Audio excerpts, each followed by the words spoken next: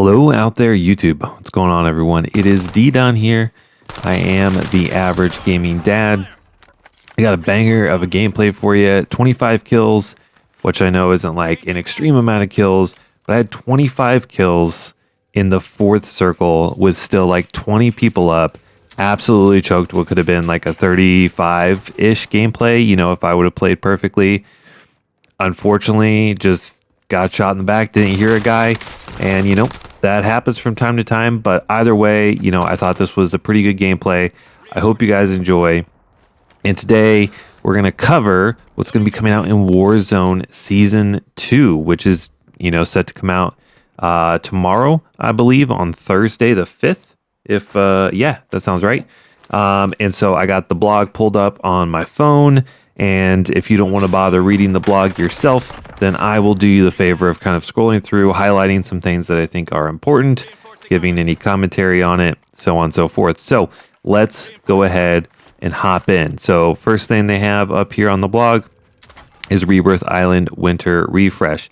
They're going to add a couple POIs so the map will get a little bit bigger. I don't know if that means if they're going to up the player count or not, but the map adds 2 new POIs and also some snow to the map. One interesting thing about that is they said in the deeper snow, you will be able to actually see footprints. I'm assuming this is going to work similar to Tracker. Obviously, I don't think they'll be glowing red like Tracker, but you will be able to track people within the snow. So that's something new. I don't personally play Rebirth Island all that much, so this is not something that necessarily impacts my channel very much. But those are the two main things that came from the Rebirth Island refresh. Now, here's something very interesting. And I do want to spend a little bit of time on this. This is going to be some new perks. This is kind of something different. I think we have to give Call of Duty a little bit of credit here. Some, resemblance of innovation from the team here. Adding new perks in the seasons. We got new perks. And they took away perks from Black Ops 6 to Black Ops 7. And then in Season 2, they're adding new perks and removing new perks. I guess this is innovation. Technically, it is innovation, is trying something new. Yeah, I think we gotta give them credit. Although I do see some possible glaring issues here. But let's get into the perks themselves first. So the first one here, Slot 1 Refresh. We're introducing a refresh to Slot 1 perk category, replacing several existing perks with 3 new options. All right, so the first one is Field Medic. This is a resistance enhancing perk. Built for players who thrive in high pressure engagements and clutch revives. Reviving teammates is faster and more impactful, restoring momentum when it matters most. So this is going to be more probably for, trio quads, game modes. When you revive an ally, they immediately receive an inserted armor plate from their inventory and a brief movement speed boost to help them reposition. That's kind of big. Coming off full health with a plate is huge. The same benefits apply when you're revived, giving both of you a better chance to stay alive and rejoin the fight. This is kind of, I think, a small compromise to self-revives. You don't have the ability to self-revive yourself, but you have the ability that when you do revive a teammate or when you are revived, you are granted a little bit of health and movement. Beyond revives, Field Medic increases your bleed out duration, giving your squad more time to bring you back, and provides resistance to several tactical effects, including flash, concussion, gas, and shock equipment. It's a strong choice for a squad mate in an aggressive squad that expects to trade downs and push through chaos. There you go. Next one is Drill Instructor. This is an agility enhancing perk. Drill Instructor rewards constant movement and tight squad positioning. After sprinting for a short duration, you'll begin regenerating health. So this is kind of like quick fix, where if you down someone or put in a plate, you immediately start to regain health. But this time it's just from sprinting, allowing you to stay mobile without a reliance on cover. In addition, nearby allies gain movement speed and faster mantling, helping squads reposition quickly, scale terrain more effectively, and maintain pressure during rotations or engagements. These bonuses apply to allies within proximity and briefly persist after they move out of range, encouraging coordinated movements without requiring perfect formation. So again, another perk that benefits squad-based game modes, more specifically trios and quads. Maybe you get a little bit of it in duos, but for teams that like to, in air quotes, like stack, or just play very close knit as a team, This is going to be something that's, really beneficial. But obviously, if you're trying to like solo squad, this is going to be absolutely worthless. So, good and bad. I do like the only thing I think would be different is that the regenerating health, right? Because right now, quick fix is in slot 2, and you pretty much have to run sprinter. It's just almost non-negotiable. If unless you're literally just go from building top to building top, you pretty much have to run sprinter. So this kind of gives you the same effect as quick fix, but without having to give up slot 2. All right, Surveyor is the last one here. Awareness enhancing perk. Surveyor enhances situational awareness. When nearby opponents interact with buy stations or activate contracts, they briefly appear on the map, offering insight into enemy positioning and intent. UAVs can deploy cover a larger area, and your minimap is zoomed out, always giving you a broader view of the area of operations. This is massive, and I think this is really going to be helpful for solo players. Having a broader view of the minimap, having expanded scope on your UAVs, I think is huge. Surveyor also highlights downed enemies through walls within closer range, making it easier to track threats during multi-squad fights and prevent unexpected revives. This perk is ideal for players who value information, positioning, and anticipating enemy movement before engagements begin. So this is, I think, a really good solo perk. And now here's the problem. That replaces Cold-Blooded. The second one replaces Grenadier, and the first one replaces Veteran. So I don't think anyone's really missing those perks too much, but Cold-Blooded is actually pretty important because it counters Specialist really, really well, right? Because if you have Specialist, you have high alert, so you get an alert whenever you're within, I think it's like 25 meters of an enemy. And then you also, whenever you have Tracker, which again is in slot 2, and most people are not going to give up Sprinter in slot 2. So if you have Specialist, you can shoot people through smokes and have the ability for Tracker, and then you also get the, player alert. And without Cold-Blooded, you don't get to counter either of those two perks. So to me, that's kind of an L. That's kind of the concerning thing. It's just going to make Specialist that much stronger. So I'm a little worried about that. The actual effects of these, I don't think are too overpowered. And I think it's good that they're trying some new stuff. That said, I'm really worried about, losing Cold-Blooded because, like I said, it's a really good counter to Specialist if you don't have it yourself. But I'm excited to use some of these perks, and I think that Surveyor will be really, really good for solos. That's probably what I'll move to. Although giving up Scavenger will be tough because you get so much extra money and all that. But we'll see how it plays. It's in contention for a meta perk. All right, so we have some core modes. It's going to be the same. We have Battle Royale, solos, duos, trios, quads. Resurgence, the same, and then casuals, quads. We get ranked play.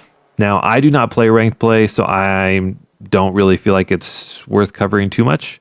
If you're interested, again, just go to the blog. But it's pretty much the same thing. It'll be ranked Resurgence on Haven's Hollow.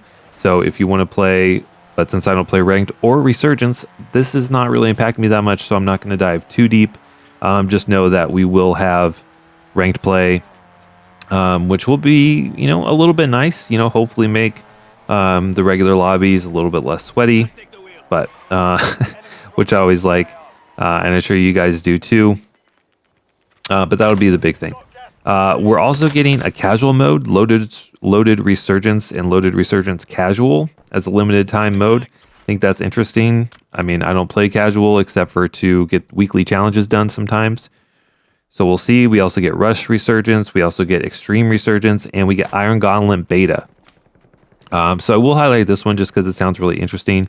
It's kind of like Iron Trials, but it's only in duos. Basically, it's, limited resources. You don't get a free loadout. You don't get a ton of orange crates. You have to buy everything, and everything at the buy station is more expensive. You get a huge health buff.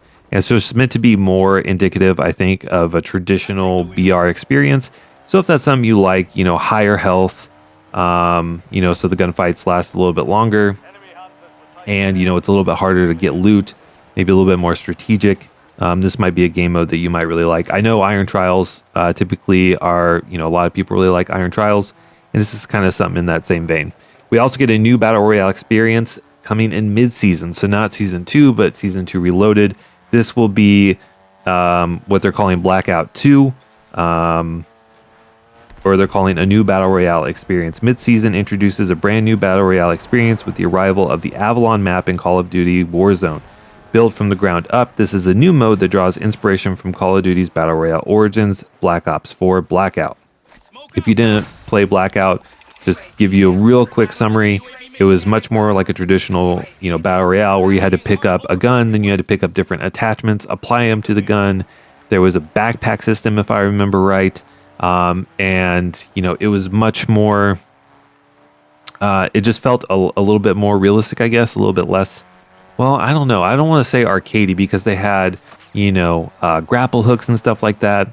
I don't really know how I would describe it compared to Warzone. It was definitely a different experience, and I think definitely more of a traditional BR experience. So at the very least, if you never played Blackout, I would highly recommend you at least try that. But again, we don't get that until Season 2 Reloaded. We have the events. Again, not really too much I want to cover here. I'll briefly go through all the weapons. Again, I think we have to give Call of Duty a little bit of credit here. We don't really know how good or bad these weapons are. All the weapons that they introduced in Season 1 were all viable, pretty good weapons. So I expect these will all be meta or close to meta. So it's, I think, at least worth going over. The first one is a Rev 46. This is an SMG. You get in the Battle Pass. I'm not going to necessarily read the descriptions or anything. It's just a full auto fast firing SMG. Nothing too crazy there. Next is the Prestige attachment for that is a flip stock. It provides a massive improvement to movement speed when aiming for unparalleled strafing potential. You already know I'm going to be using that. I love the strafe builds. So it should be awesome. Okay, what else? The EGRT-17. This is an assault rifle from the Battle Pass.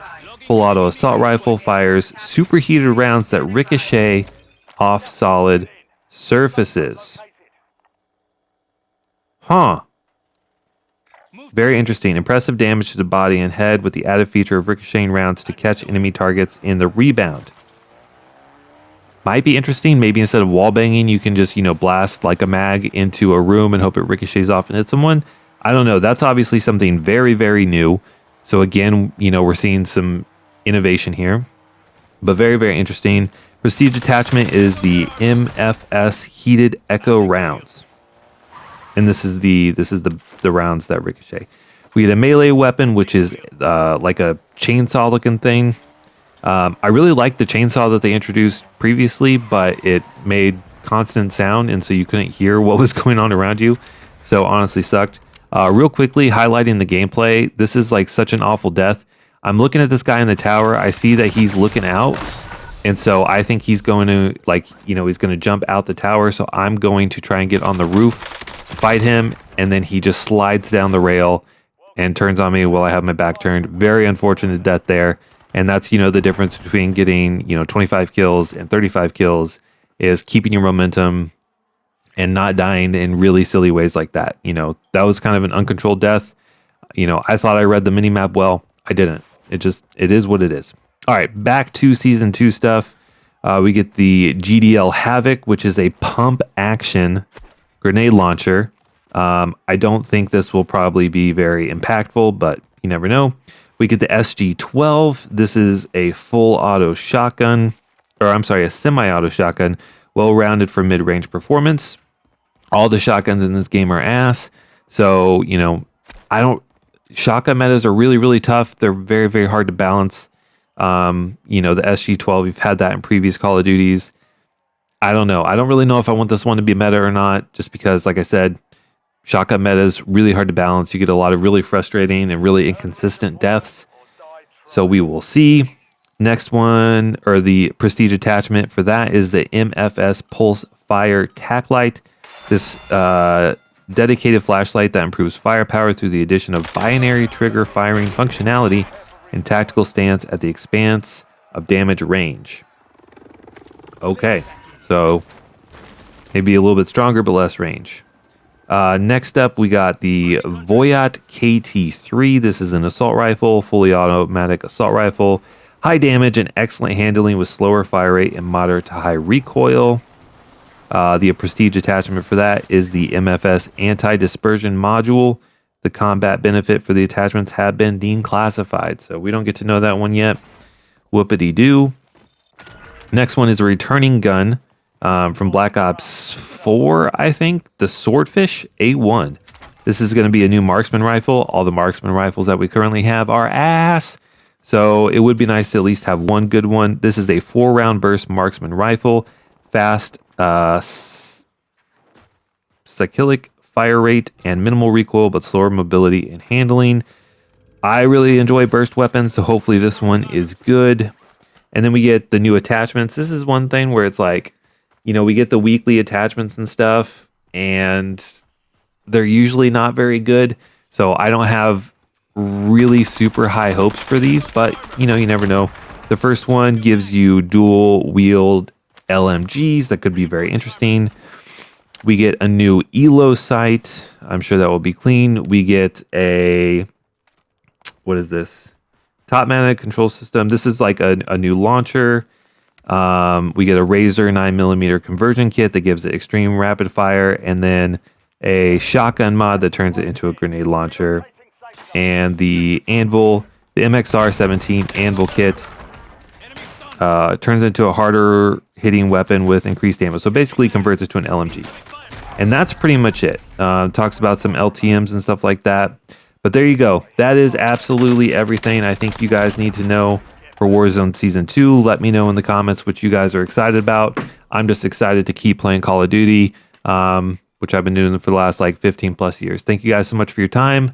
I'll see you next one.